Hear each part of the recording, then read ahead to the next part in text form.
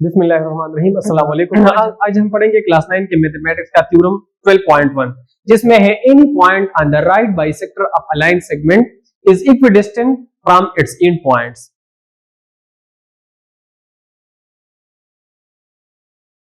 देखिए, मान लीजिए ये हमारे पास है कोई लाइन सेगमेंट, ठीक है, कोई लाइन सेगमेंट ए बी। अब कहते हैं कि अगर इस लाइन सेगमेंट ए बी के राइट बाइसेक्टर पर कोई भी पॉइंट हो तो वो क्या होगा, वो इसके एंड पॉइंट से इक्वल डिस्टेंस पे होगा। तो देखिए जरा, राइट बाइसेक्टर क्या होता है। राइट बाइसेक्टर बाइसेक्टर क्या होता है, अगर ये मेरे पास है कोई लाइन सेगमेंट, अगर कोई दूसरा लाइन इसके मिड पॉइंट से गुजरता है तो वो लाइन इसका बाइसेक्टर कहलाता है। देख लें, अब फॉर एग्जांपल ये इसके मिड पॉइंट पे आया तो फिर ये वाला इसका बाइसेक्टर कहलाता है। दूसरी बात, अगर ये इसके मिड पॉइंट भी आया, ये इसके मिड पॉइंट पे भी आया और 90 डिग्री पे भी आया इसी तरह, तो फिर ये इसका राइट बाइसेक्टर, मतलब राइट 90 डिग्री पर बाइसेक्टर मिड पॉइंट से गुजरता है, इसी वजह से हम इसको राइट बाइसेक्टर कहते हैं। तो देख ले जरा इस थ्योरम को, हमने क्या किया, मान ली ये हमारे पास है ए बी कोई लाइन सेगमेंट, ठीक है, और ये इसके एंड पॉइंट से ए और बी, ये जो सी पॉइंट आपको नजर आता है ये इसका मिड पॉइंट है। मान ले कोई लाइन सेगमेंट है, ठीक है, वो इसके मिड पॉइंट पे भी आता है और 90 डिग्री पे भी आता है, तो फिर वो इसका राइट बाइसेक्टर होगा। चलिए वो ड्रा करते हैं। अब मान ले ये डी ई जो हमारे पास है ना, ये इस ए बी का राइट बाइसेक्टर है, क्योंकि मिड पॉइंट पे भी आता है तो बाइसेक्टर हो गया, और यहां पर जो एंगल है 1 ये भी 90 डिग्री की, और ये जो एंगल 2 है ये भी 90 डिग्री की, इसी वजह से ये राइट बाइसेक्टर हो गया। तो कहते हैं कि अगर ए बी के इस राइट बाइसेक्टर पे आप कोई भी पॉइंट लेते हैं तो उसी पॉइंट का जितना डिस्टेंस ए तक होगा उतना डिस्टेंस बी तक भी होगा। मान ले मैंने इस पर कोई पॉइंट लिया P, कोई पॉइंट P मैंने इधर लिया, और वो पॉइंट P जो है पॉइंट A से इसका डिस्टेंस ये हो गया PA, और पॉइंट B से इसका डिस्टेंस हो गया PB। अब हमने प्रूफ करना है कि जितना डिस्टेंस P से A तक है उतना P से B तक भी होगा। हम इसको प्रूफ करना चाहते हैं। तो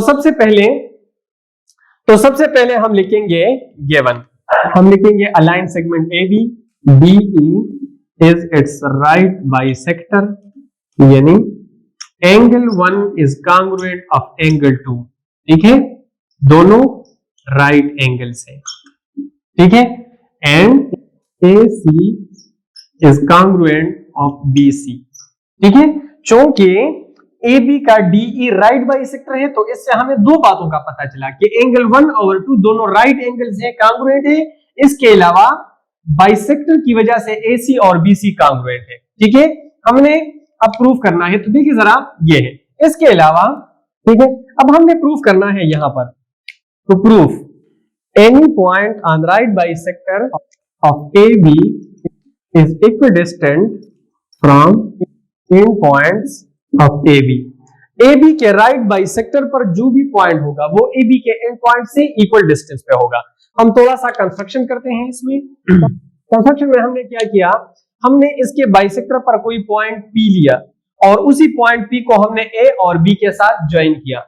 अब जब हम प्रूफ करेंगे कि ये कांग्रुएंट है इसका, तो मतलब डिस्टेंस वो इक्वल होगा पॉइंट P का, तो हम लिखेंगे take any point P on right bisector of AB and join it to A and B, ठीक है। हमने क्या किया, इसके राइट बाइसेक्टर पर कोई पॉइंट P लिया और उसको A और B के साथ ज्वाइन भी किया। अब हम क्या करेंगे, अब हम यूं करेंगे कि इस ट्राइंगल और इस ट्राइंगल का करेस्पॉन्डेंस करेंगे। जब दोनों से प्रूफ हो जाए कि दोनों कांग्रुएंट है तो फिर ये इसका कांग्रुएंट और वो प्रूफ हो गया जो हम प्रूफ करना चाहते हैं, ठीक है। तो correspondence between triangle PAC, triangle PAC का करेस्पॉन्डेंस करते हैं ट्राइंगल PBC के साथ, ठीक है। इसके करेस्पॉन्डेंस में अगर आप देखेंगे दोनों के करेस्पॉन्डेंस में PC is congruent to PC, कहां से पता है, ये हमें पता है कि ये दोनों में कॉमन है। Angle 1 is congruent of angle 2, ये हमें गिवन से पता है। तीसरा, AC is congruent of BC, कहां से पता है, गिवन से पता है।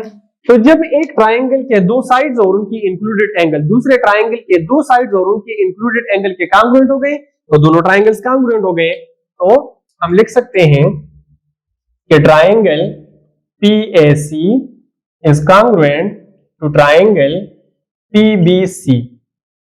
कैसे? Side angle side is congruent side angle side. तो जब दोनों ट्राइंगल्स कांग्रुएंट हो गए तो हम लिख सकते हैं कि PA इज कांग्रुएंट PB। हमने क्या लिखेंगे? Corresponding sides of congruent triangle. ये दोनों करेस्पॉन्डिंग साइड्स है कांग्रुएंट ट्राइंगल के, इसी वजह से PA और PB कांग्रुएंट है।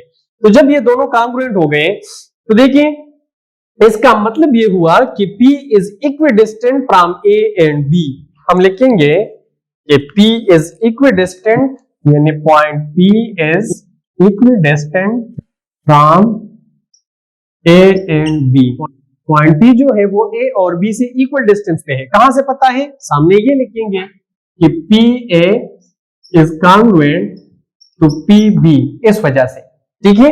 अच्छा, तो जैसे P जो है हमने प्रूफ किया, जैसे ये P A और B से इक्वल डिस्टेंस पे है, यानी लाइन सेगमेंट AB के एंड पॉइंट से P जैसे इक्वल डिस्टेंस पे है, वैसे इसके राइट बाइसेक्टर पर मौजूद कोई भी जो पॉइंट होगा, जैसे हमने ये प्रूफ किया, कोई भी पॉइंट क्या होगा?